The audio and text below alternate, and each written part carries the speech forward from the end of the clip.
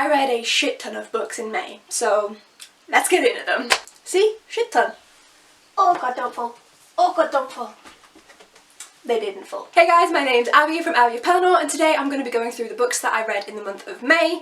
I read a lot more than I expected this month, and although it doesn't look like too much in my bullet journal in the way that I track it, which by the way I am pre-filming, so it is not accurate, but it will be. It doesn't look that much, but the books are bigger than usual. Like usually if I read a lot of books it's a lot of small ones, and I've read quite a few decently sized books this month. So let's get started. Coming in at 420 pages is Daughter of Smoke and Bone by Laini. This is fantastic. This is amazing. It's been on my shelves for a couple of years now. I only picked it up because obviously I heard about all of the different hype around the book, and I just left it for ages. And this was actually, I think this was my TBR jar pick for last month. I pick a book out of here and I read it. So I was like, right, I'll get it out of the way, read it first. Fantastic, amazing, I loved it. Definitely continuing with the series. I really loved the world building. I now understand why everyone says that Laini Taylor's writing is gorgeous, because it is. It's absolutely beautiful. I was really invested in the world. I really loved the exploration of the magical side of things. It says here, like, basically there's like a portal situation, okay? Portal.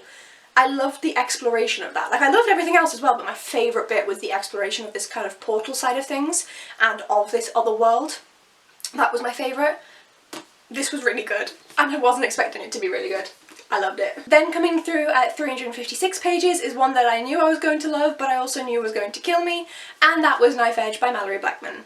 This is the second book in the Noughts and Crosses series, which follows the generations of basically two young people, probably about 16, one black, one white, in a world where black people are superior. They end up having a child, and it goes from there. This is the second book in the series. Obviously I can't spoil too much about it, but it's really, really well done. Malorie Blackman has done a fantastic job at flipping the narrative on its head in a way that's intended for the target audience. I've heard some people about this series. I've read it before, by the way, which is why I can talk about it. This is technically a reread for me. I borrowed them from my school and my public library when I was younger, picking them up again now. I've heard people say that they don't like them because it reverses the power role. It puts black people in power versus white people. And they say, right, well, if that happened we wouldn't have the same culture. We wouldn't have a predominantly kind of like Celtic background to the culture that we have in the UK. However, that wasn't the point of the book. The intent of this book, obviously I'm not the author, like, she can disagree with me, but as far as I can tell, the intent of this book is basically to go to white British children and say, look, flip that, look at how it's wrong. You can see it now. This is intended for children, older children, like at least tween and up. I read this when I was like 10. So it is intended for older children, but it is for kids, so you can't make it too complex. I think if she had included those fantastic cultures from different places in the world, it wouldn't have worked in the way that she wanted, because she wanted a direct comparison. Like, the UK is majority white. She wanted all of these white kids, hello, to read this, see the exact situation they're in, but flipped and go, oh fuck. And that's what it does. The intent isn't to write a changed history where black culture becomes the predominant culture. The intent is to go, look at this racist bullshit, can you see why it's bad and why you have been brought up to think it's not bad? It tackles everything so well and really shows you all the different nuances. There's a character in both books so far, I'm pretty sure he continues through the series, but I can't remember, called Jude. He's a fucking knobhead. He's a fucking knobhead. But I understand every single action he's taking. I don't agree with most of them, but I understand them all. And it's kind of that concept, and taking that and saying, look, basically it's meant to be like an educational tool for children, to be like, racism's bad, can you see it now? Because they have been brought up in a predominantly white society, which states that there isn't racism, everything's fine. That's the point of it. Anyway, that's my little bit of a rant about people saying that the Noughts and Crosses series doesn't do what it set out to do, because it does. Moving on! I really enjoyed it. I mean, it like hooked me up, but I really enjoyed it. Then for the Buzzword-a-thon, hosted by Kayla from Books and Lala, the prompt was house or home, so I read A Stranger in the House. This comes in at 304 pages, and we follow a young couple the wife of whom had a massive car accident and she was speeding and they don't know why because it's completely outside of her normal nature and she's lost her memories. I could go into more depth without technically spoiling anything, but with thrillers, obviously, it's better to go in knowing nothing. So yeah, basically, this was fine. I'm pretty sure I gave it 3 stars on Corpile. It was just... I kept reading it because I'm nosy and I wanted to know what was happening. But I kind of predicted a lot of the plot points. By about EA, I was like, that's the culprit for the thing with the And nothing really surprised me, but I wanted to confirm how Lapena had finished it, and that's why I kept reading. It's not a bad thriller, just not one that I'm going to stand here and rave about. If you enjoy thrillers, I think it would be a decent little ride for you, but it's nothing special. But it was fine. I'll probably unhaul it at some point. Then coming in at 457 pages, Caitlin can finally shut the fuck up because I read Torch Against the Night by Sabaa Tahir. Now, the Ember series is Caitlin's favourite. I really liked it. Same as Ember, I really liked it. This series is one that I don't get through the fastest. It's quite a slow-paced read for me. It's kind of a slog, but I'm enjoying it at the same time. It's really weird. But I wish it was paced faster. The end of the book, like the last 100 pages, I flew through. And I wish that the rest of the book was written like that. The plot is fantastic, I adore it. This follows... Obviously I'm gonna have to just give a vague synopsis of Ember. So it is a world where there's like people who are slaves and people who are like superior. And one from one side and one from the other side, and they start to fuck shit up. And this continues on. I really love the plot twists in here. I think they were done really well. I loved how they progressed. I'm very interested in continuing the story. I will finish the series. But Sabaa Tahir's writing style is not my favourite, unfortunately. Not for the bulk of her book, at least. She is very good at writing endings and she's very good at writing plot twists, but they are very, very slow-paced reads. That may be why Caitlin likes them. I think that Caitlin likes slow-paced reads, and I like fast-paced reads. Which is going to be interesting if we ever buddy read anything together again. Which we did. We did. I'm getting to that. But yeah. I enjoyed it. I don't love it as much as you, Caitlin, but I do enjoy it, and I am going to continue on with the series because I am nosy. And it's good enough that I want to continue. Then coming in at 328 pages is Manners and Mutiny by Gail Carriger. This is the 4th and final book in the Finishing Girl series, Finishing School series. This follows a Victorian steampunk spy school, which is disguised as a finishing school, and lives in a, like, dirigible. What's the other word for them? What's the non-steampunk word for a dirigible? The fuck is it? Airship. I'm going with airship, you know, the ones that catch on fire because they feel like methane and shit. One of them. This is the final book, so I'm not going to say too much about it in terms of the actual plot. I will say I loved it. I will say I sped through it. I adore this series so much, and I'm definitely going to have to pick up more from Gail Carriger. I think she's written more in the same world, in the same universe, so I need to read more. And this is the first book that has ever made me want to read fanfiction. So basically the end of this, I'm not going to spoil anything whatsoever, but the end of this, I was like, I require more, I need more, and I know you haven't written more. I've still yet to do it, but I need to find fanfiction that is leading on from this. So if anyone's read it and knows any, let me know. I have never read fanfiction in my life. I think I tried to when I was 14 or something and just didn't get into it. I was into all the big series at the time that would have had fanfiction. I liked Twilight, I liked the series that doesn't get named, and I never picked up any fanfiction. And this made me want to. It's amazing. Honest to God, I finished this and just sat there, like, for a good 20 minutes. I really liked this book. I really liked this book. Then, coming in at 438 pages is The Stone of Destiny by Caroline Logan. This was amazing. So this was gifted to me by Caitlin, not Jessa Rabbit, she's linked below. And this is written by a Scottish author, Caroline Logan, and includes Scottish mythology. I am half Scottish, so this is of interest to me, and it was so good. It was so good. I will say it was a 4-star, not a 5-star, and I have my reasons for that, but it was a damn fucking high 4-star. This is a fantastic YA fantasy. The main character that we follow, her personality is like a grumpy, gruff old man. She's like a 16-year-old lass. Like, I'm living for the the switch. It's beautiful. I love the inclusion of all of the different mythologies throughout the book and how they integrate within the world. I love the own mythology made up for the world and how that plot point progresses. I love the fact that this is incredibly fast-paced. It is very difficult to put the book. My camera cut off mid-rant. I'm annoyed. Positive rant, but I'm annoyed. Where was I? I don't know where it stopped. Basically, fantastic. Very difficult to put the book down. It's incredibly fast-paced, so it really keeps you in and sucked into the story.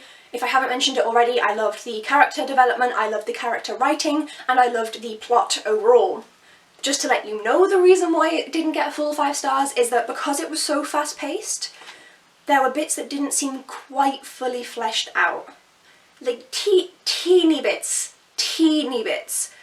But then I'm like debating this with myself, because if they had been fleshed out then it would have slowed the book down and so it wouldn't have been such a fast-paced read. I don't know. This is something that I need to come to terms with in my head, because fast-paced books often by their nature will leave out some intricacies, and I like intricacies but I like fast-paced books.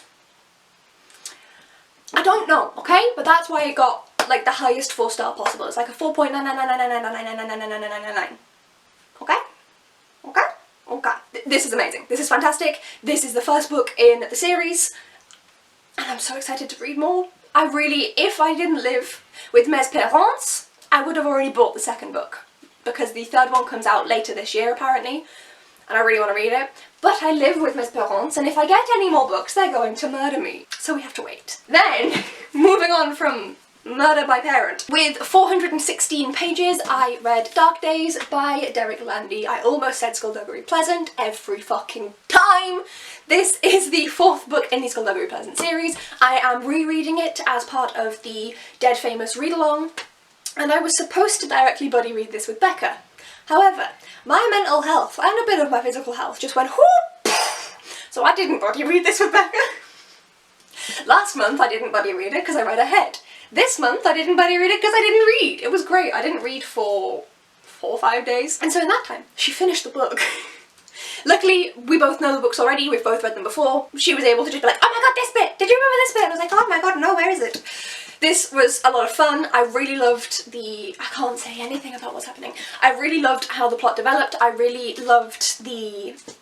There's a slight football-related situation, okay? That's the only spoiler I'm giving you. Slight football-related situation. It's one of my favourite parts of the series, and that is in this one. So I really enjoyed that. I really enjoyed how they carried on and progressed the plot from the last book. We're going to be having the Skulduggery Pleasant live show, so if you want to hear our full, both non-spoilery and spoilery thoughts, you can come along to that. This was a lot of fun.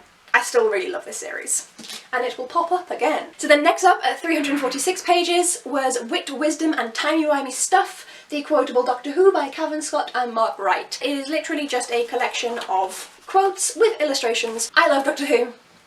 I really need to watch the old Who, which is the stuff that was like first released in the 60s. I've only watched everything from New Who, so the re-release in 2005. This is not a Doctor Who channel, so I won't go into it. But I love Doctor Who. This was a lot of fun to read and a really quick one to blast through. And there was points where I wanted to like highlight bits, and I had to resist, because I would have just ended up highlighting the whole thing, to be quite honest. Oh, thank you, bin men. The timing. Dickheads. This is where I get onto the part where I don't actually know the page numbers as I'm filming. I will do as I'm editing, obviously, but I don't right now, so focus on the corner. First up, we have Shadow and Bone by Leigh Bardugo. This is the book I was buddy reading with Caitlin. This was a lot of fun. This was so much fun. Bin men! Fuck off! I'll be back. Shall we tentatively try again? How has my voice gone in that like 5-minute pause? Anyway, Shadow and Bone by Leigh Bardugo. This is the first book in the Grisha trilogy. Is that what it's called? Yes, but I have a very old copy, so it says the Shadow and Bone trilogy. I got this from a charity shop. This was a lot of fun. A lot of fun. Me and Caitlin had a different reaction to this. If you were paying attention earlier in the video, it's because it was fast-paced.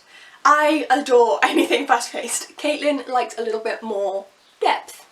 Caitlin reads more classics than I do. Are you noticing something here? It was simple, it was clean, it was a standard early YA fantasy. I think this was published in like 2012 originally. Yeah, Like, this is old by YA standards. This is not something new, and it fits in with the standards at the time. 2012, it was very fast-paced. The kind of plot points were... There were bits here that surprised me, but the overarching kind of very vague ones were to the beat where you expect it. But it was still really fun. I will say that Leigh Bardugo's writing style has improved massively. I read the Six of Crows and Crooked Kingdom duology a year or so ago, and that writing style is so much better. They were published so much newer, but this is so fun. I can't deny it's fun. And I am definitely wanting to continue on with the series. I'm definitely like content to read in this writing style. I was really emotionally invested in our main character Elena. I just found this really fun. It's like a solid low 4-star. It's not a high 4-star, it's not like amazing, like versus like Caroline Logan's Stone of Destiny. I need a different rating system. Should I change that to 5 stars? I don't know. Basically, it was really fun, but I can see the flaws in it, but that doesn't mean I don't find it fun. You get me? Cool. And then, yeah, now Caitlin has went straight on to watching the TV show because that's all she wanted to do, and I refused to let her until we read that because she would have spoiled something for me. And but she can watch the show now. I'm very controlling. Now, I am pre-filming this, as always. So, this is the last book that I have actually, as of filming, finished. The Skulduggery Pleasant Grimoire by Landy, The Secret History of the Universe. So this arrived on the 25th? It's the 27th or something. No, it's not, it's the 28th. Why am I speaking like this? It's the 27th today. This arrived on the 25th. And I finished it, it's fantastic. Mine did come slightly damaged, and I did pop in like a little thing to Waterstones to be like, can I get a replacement? However, one, they have yet to reply, that's 100% fair enough, but two, I just wanted to read it. So when they do reply, I'm just going to tell them, like, it's fine. This is fantastic, this is amazing. So to go over the very basics of it, it's, as it says in the back, it's a paraquel. And that Landy doesn't know what that is either. I googled it. And a paraquel is basically, you know how you get sequels and prequels? A paraquel is something that covers the overarching storyline both before, after and during the plot. So, this only goes up to the latest book, so it only goes up to Dead or Alive. There's nothing past that, as in we don't get properly spoiled for anything in future books. Obviously we may have been minorly spoiled, I won't know. There may be like hints in here, I don't know. But it only goes up to there, and it is sectioned off relatively well actually, so that you could read. Basically, I read this not long after I finished Dark Days, and I read up to a certain point and I went, oh, read the next page and was like, this is now onto where I haven't read in quite a few years now. It's separated really well between the different books. There is also an undercurrent story going through. It does mention this on the back, so that is not a spoiler. But I will not tell you anything about the story because it's fantastic. It's so fucking good. It adds another dimension into this world, and I'm pissed that all of my Skulduggery Pleasant friends haven't read it! Because none of you are up to this fucking point in the series! I really want to talk about it. I want to be like, oh my god, this and this and this and this, I want to gush. And I can't. Because I don't know anybody who has read up to this point. And it makes me sad. It's fantastic, it's amazing, it's really well done, I think it was really clever, and I'm very excited to finally discuss this in about 2 years' time when the rest of the fucking dead famous read-along catches up! I'm going to go on to the books that I haven't yet finished, and then, but I will, I fucking will, and then I'll go on to the ones that I'm only reading part of. The standard is in there. So, the current read is Learn German with the Great Gatsby, written by whoever. I don't actually know who wrote the Great Gatsby, fucking hell dude.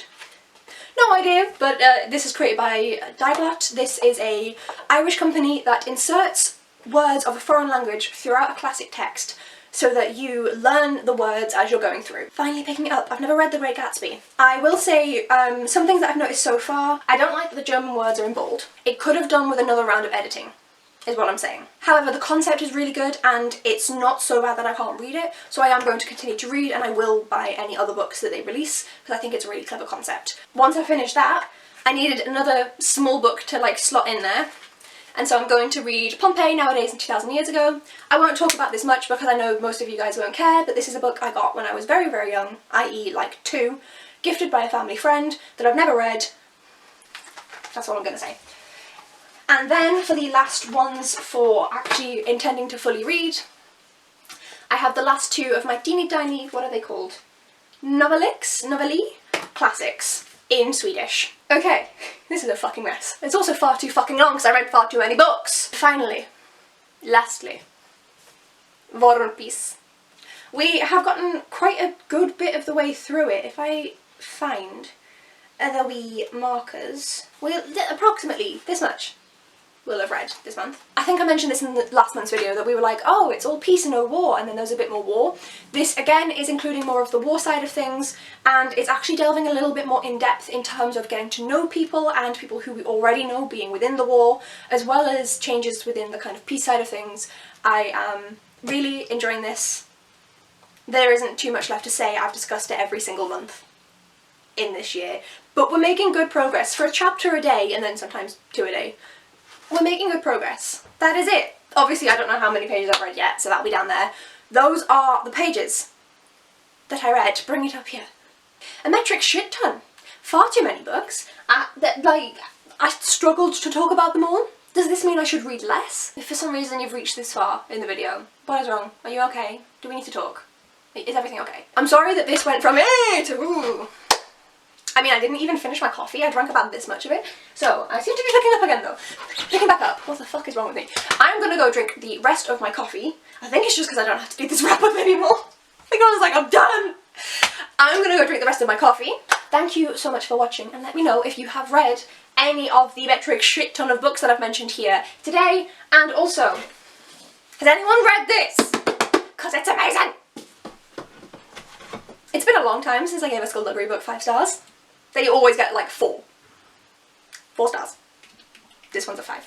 This one's a 5. Thank you so much for watching, guys. If you did reach this far into the video, why? Put a tree emoji in the comments below. Tree emoji. Any tree. Any tree. Pick a tree. I need a nap. Thank you for watching. Bye!